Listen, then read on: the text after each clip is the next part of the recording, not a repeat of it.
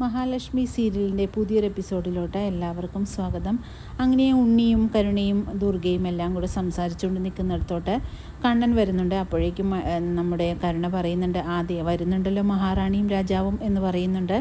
ദുർഗ കണ്ണനോട് ചോദിക്കുന്നുണ്ട്, നീ വാടകയ്ക്കൊരു പെൺകുട്ടിയെ വിലക്കെടുത്തല്ലേ, എന്നിട്ട് നീ മേഘനെ കൊടുക്കുകയും ചെയ്തില്ലേ എന്ന് ചോദിക്കുന്നു.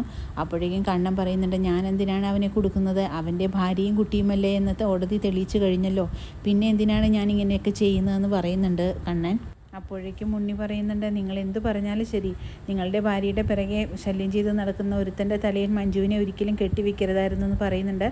അപ്പോഴേക്കും കണ്ണൻ പറയുന്നുണ്ട്, അതിനെ ആരാണ് കെട്ടിവെച്ചത്, നിൻ്റെ അമ്മ വളർത്തിയ നിൻ്റെ പെങ്ങളാണ് അവൾക്ക് ഇഷ്ടം പോലെ ചെയ്തതെന്ന് പറയുന്നുണ്ട്. അതിലേറ്റവും കൂടുതൽ സന്തോഷിക്കുന്നത് ഇവളായിരിക്കുമെന്ന് കരുണ പറയുന്നുണ്ട്. എന്നിട്ട് പറയുന്നു, മഞ്ജു ഈ വീട്ടിലുണ്ടായിരുന്നപ്പോൾ ഏറ്റവും കൂടുതലും മഞ്ജു അല്ലേ ഇവളോട് പ്രതികരിച്ചുകൊണ്ടിരുന്നത്, അതിൻ്റെ ദേഷ്യമായിരിക്കും ഇവൾ തീർത്തതെന്നൊക്കെ പറയുന്നുണ്ട്. ഞാനങ്ങനെ പ്രതികാരം തീർക്കാനായിരുന്നെങ്കിലേ നീ ഈ വീട്ടിൽ ഇപ്പോൾ കാണത്തില്ലടി എന്ന് പറയുന്നുണ്ട് മഹാലക്ഷ്മി.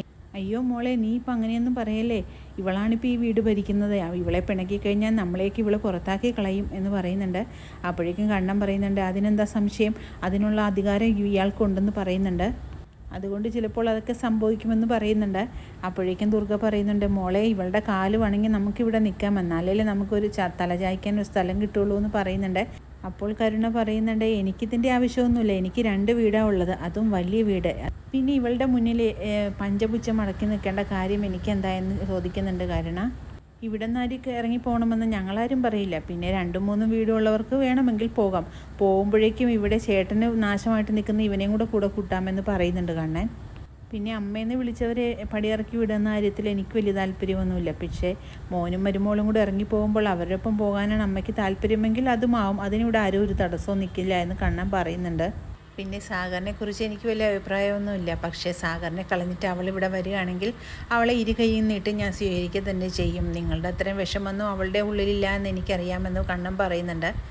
പിന്നെ മഞ്ജുവിനോടും സാഗറിനോടുമായിട്ട് മാർക്കോ പറയുന്നുണ്ട്, കണ്ണൻ സാറിന് എന്താണെങ്കിലും നിങ്ങളുടെ കല്യാണത്തിനൊട്ടും താല്പര്യമില്ലായിരുന്നെങ്കിലും കണ്ണൻ സാറിനോടും മഹാലക്ഷ്മിയോടും പോയി നിങ്ങൾ മാപ്പ് പറഞ്ഞ് അവരുടെ അനുഗ്രഹം വാങ്ങണം, എന്നാൽ മാത്രമേ നിങ്ങളുടെ ജീവിതത്തിൽ ഒരു സന്തോഷവും സമാധാനവും ഉണ്ടാവുള്ളൂ എന്ന് പറയുന്നുണ്ട്. അതുകൊണ്ട് എത്രയും പെട്ടെന്ന് നിങ്ങൾ അങ്ങോട്ട് പോകാൻ നോക്കുക എന്ന് പറയുന്നു.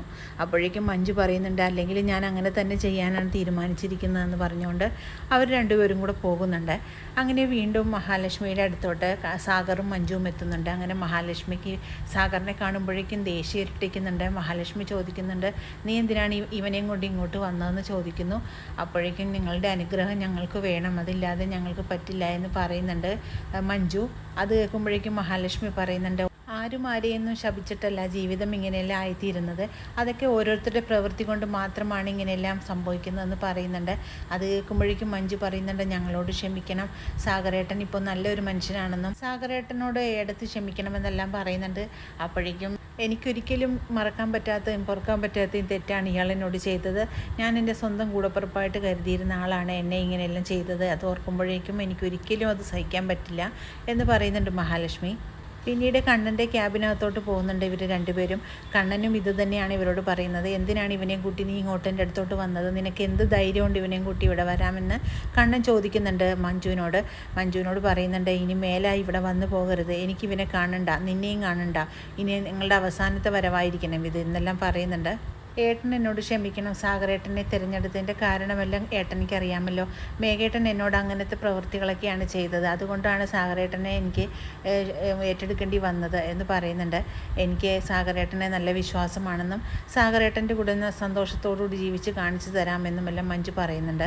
നീ എൻ്റെ സ്വത്ത് കണ്ടിട്ടാണ് ഇവളെ കല്യാണം കഴിച്ചതെന്ന് എനിക്കറിയാം സാഗറേ എന്ന് കണ്ണൻ പറയുന്നു.